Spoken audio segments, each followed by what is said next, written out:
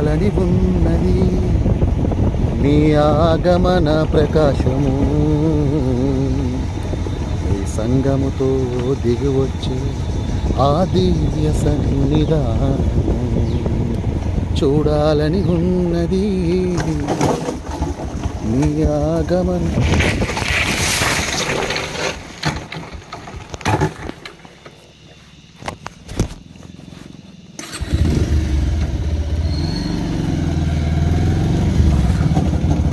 అయ్యో thank you Jesus. చిన్న problem అయ్యింది, దేవుడు కాపాడారు. లేదంటే లోయలోకి వెళ్ళిపోవాలా. అమ్మో,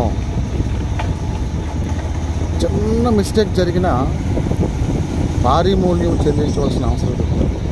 చిన్న మిస్టేక్ జరిగింది, దేవుడు త్రుట్లో తప్పించాడు. ఇలాగా ఒకటా రెండా నాకు తెలియకుండానే తప్పించిన సందర్భాలు ఎన్నో ఉన్నాయి. నాకు తెలియకుండానే ఎన్నో కీడుల నుంచి, ఎన్నో ఆపదల నుంచి, ఎన్నో భయంకరమైన పరిస్థితుల నుంచి దేవుడు తప్పించాడు. Yes, thank you Jesus. ఈ బండి ఏమో మా పెద్దోడిది, ఇది అలవాట్లేదు. పల్సర్ నాకు, బుల్లెట్ నాకు చాలా కంఫర్ట్గా ఉంటుంది అనమాట, సిట్టింగ్ అది అంతా. ఇది అస్సలు అలవాట్లేదు ఈ బండి. ఫస్ట్ టైము ఈ బండి మీద ఘాట్ రావడం. రాత్రి చాలా ఆశీర్వాదకరంగా జరిగింది. ఆ ప్రాంతంలో మారుమూల అరణ్య ప్రాంతం అది, కానీ రాత్రి అంతా కరెంట్ లేదు. కానీ ఆ సెల్ ఫోన్ లైట్స్తోనే చక్కగా, చాలా ఉజ్జీవభరితంగా, చాలా ఆశీర్వాదకరంగా, చాలా దీవెనకరంగా జరిగింది. వాస్తవానికి ఈ లైన్లో 4-వీలర్ రావడం కూడా అంత సజెస్టబుల్ కాదు. ఎందుకంటే ల్యాండ్ స్లైడింగ్ అంటారు కదా, వర్షం అది ఎక్కువ పడినప్పుడు ల్యాండ్ స్లైడింగ్ లాగా అయిపోతుంది అన్నమాట. అలాగా జారిపోతూ ఉంటుంది ల్యాండ్, అది అలా రోడ్డు మీదకి వచ్చేస్తూ ఉంటుంది. కనుక హెవీ రైన్ఫాల్ ఉన్నటప్పుడు 4-వీలర్ మీదే కాదు, 2-వీలర్ మీద, 4-వీలర్ మీద అసలు రాకూడదు. 2-వీలర్ మీద కూడా ఎక్కువ రైన్ఫాల్ ఉంటే రాలేదు.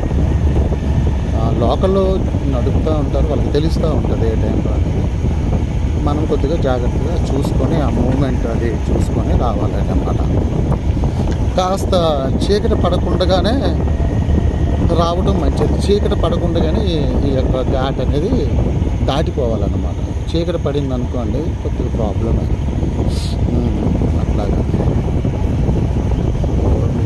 చూపించాలనిపిస్తూ ఉంటారు ఒకసారి ప్రాంతాలు, ప్రయాణాలు చూపించాలనిపిస్తుంది అంతే. ఎందుకు అంటే ఇక్కడ రావటం అనేది కూడా దేవుని యొక్క కృపావరమే. అందరూ ప్రయాణాలు చేయలేరు కదా, ఎవరికి అనుగ్రహించబడినటువంటి మార్గములలో వారు వెళ్తూ ఉంటారు.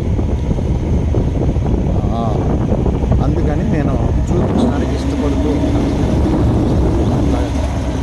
ఒక బిఎస్ఎన్ఎల్, ఒక జియో, రెండు ఉంటే ప్రతి ప్రాంతంలో కూడా మనం సర్వైవ్ అవ్వచ్చు. ఖచ్చితంగా బిఎస్ఎన్ఎల్ ఒకటి ఉండాలి, at the same time Jio అనేది కూడా ఒకటి ఉండాలి.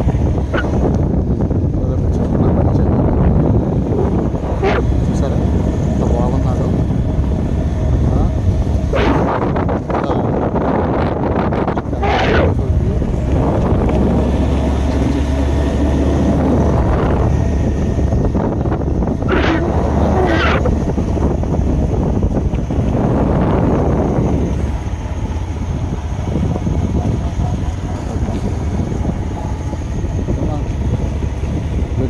Beautiful scenario. ఏమాత్రం చిన్న తప్పిదం జరిగినా సరే చాలా కేర్ఫుల్గా, కర్వ్స్ కదా, డెడ్జీ కర్వ్స్కి తక్కువని ఆ లోయల్లోకి వెళ్ళిపోవడానికి అవకాశం చాలా జాగ్రత్తగా కటింగ్స్ కూడా చాలా జాగ్రత్త. లాంగ్ కట్స్ తీసుకోకుండా జాగ్రత్తగా నేరో కట్ తీసుకోవాలి, అది కూడా స్లోగా తీసుకోవాలి.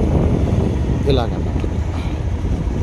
ఇక్కడ చూసారండి ఈ యొక్క మందిర నిర్మాణం చూడండి. జీవము గల యేసు క్రీస్తు ప్రార్థనా మందిరము.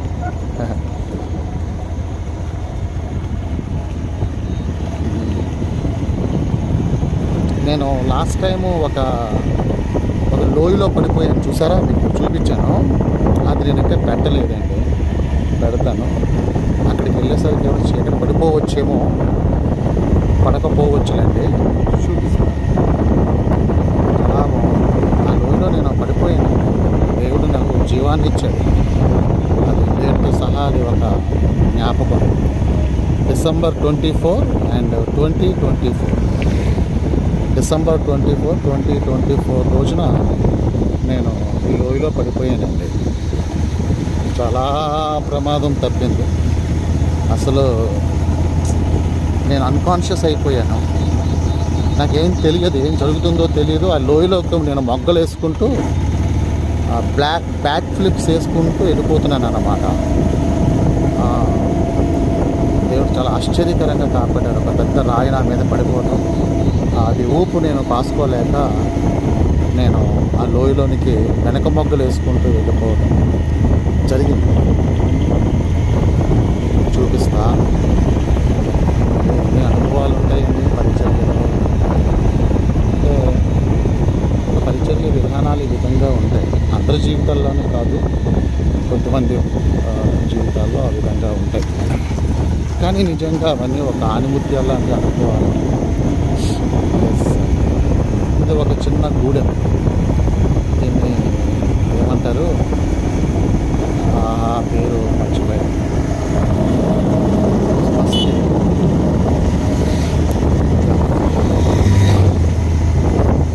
చూసారా, బాగుంది కదా. పేరు మాట్లాడలే అమ్మా. చూసారా, ఈ చిన్న దిగువ ప్రాంతాల్లో ఇలాగ చిన్న చిన్న మడులు సాగు చేస్తూ ఉంటారు, వరి వేస్తూ ఉంటారు.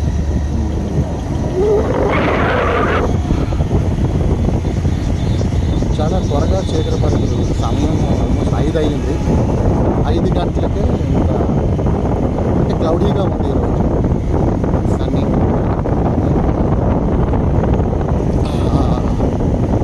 లైట్ రిఫ్లెక్ట్ ఉంది. నేను ఒక్కొక్కసారి చెప్తూ ఉంటాను, నాకు సన్నిహితంగా ఉంటుంది. ఒకసారి వీలైతే రండి, నాతో పాటు కలిసి పరిచర్యలో అలా పాలుభాగస్తులకు వెళ్ళి అంటాను. ఇదిగోనండి ఈ బండ ఉంది కదా, ఈ బండ మీద నుంచి పడిపోయానండి. చూపిస్తాను, ఆపుతున్నాను. ఇదిగోనండి ఈ బండ ఉంది కదండి, మై గుడ్నెస్.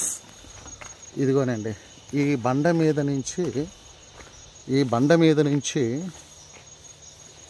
మీద నుంచి బ్యాక్ సైడ్ అండి, అవన్నీ ముందుకు వచ్చాయి. అదిగో ఆ బ్యాక్ ఉంది కదండి, అగో ఒక గ్యాప్ ఉంది చూసారా, చిన్న గ్యాప్ అక్కడ రాయ, అది పట్టుకున్నాను. అది నా మీదకి వచ్చేసింది. నేను అలాగా ఆ లోయల్లోకి అలాగే వెళ్ళిపోయాను అన్నమాట. ఇట్లాగా దేవుడు మహా అద్భుతం చేయటం జరిగిందండి. ఇది చాలా డేంజరస్ ప్లేసెస్. రాత్రుల్లో వన్యప్రాణులు రావచ్చు ఇక్కడ. ఇది అన్నమాట. నేను త్వరగా వెళ్ళిపోవాలి, ఇంకా చీకటి పడితే డేంజర్. ఇది చూపిద్దాము అని ఈ బండ మీద నుంచే నేను పడిపోయానండి. December 24, 2024 మధ్యాహ్నం 1 గంటకండి. నిజంగా మహా గొప్ప కార్యం నా దేవుడి జీవితంలో జరిగించారు. లేదంటే మాయమైపోవలసినటువంటి పరిస్థితి. నిజంగా దేవునికి నేను కృతజ్ఞుడిని అన్నమాట. Thank you Jesus, thank you lord. Friends, నేను వెళ్తాను, చీకటి అవుతుంది. యా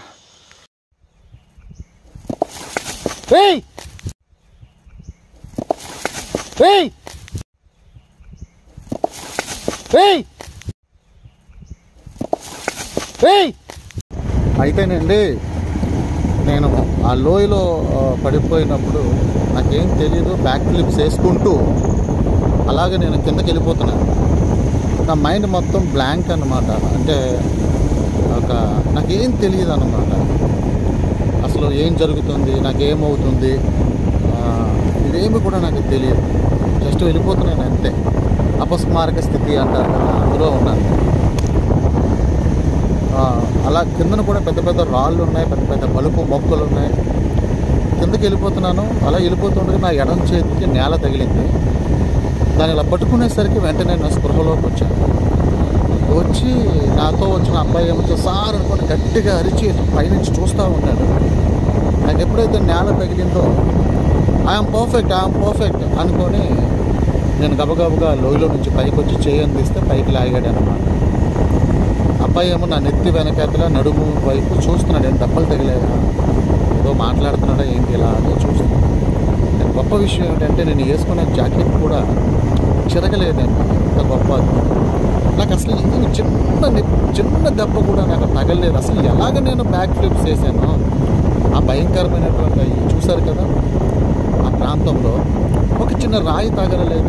అట్లీస్ట్ ఆ మొక్కలు కూడా నాకు గుచ్చుకోలేదు, ఏమీ లేదు, అసలు నథింగ్. అసలు ఎలా జరిగింది ఇది ఒక అద్భుతం. నా అనుభవం ఏమిటి అంటే ఒక మెత్తని బొంతలో నేను ఉన్నాను, ఆ బొంత దొర్లుతుంది అంతే. ఇది నా అనుభవం, నిజం. ఒక మెత్తన బొంతలో నేను ఉన్నాను, ఆ బొంత దొర్లుతుంది అన్నమాట. అది నేను పొందుకున్నటువంటి అనుభవం. కట్ చేస్తే ఇదే రోడ్లో మరలా నేను అలాగే వెళ్ళి కొయ్యూరు స్నేహితుడింటి దగ్గర ఇలా జరిగిందని చెప్పి పడుకుంటే ఆ నిద్రలో నేను ఒక డ్రీమ్ చూస్తూ ఉన్నానండి.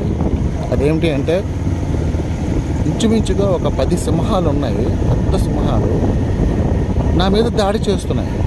నా మీదకి వచ్చి అసలు చాలా హార్స్గా నా మీదకి ఇలా రావడానికి ప్రయత్నం చేస్తున్నాయి, చాలా కోపంగా ఉన్నాయి. అయితే నా వెనకాతలో ఒక వ్యక్తి ఉన్నారండి.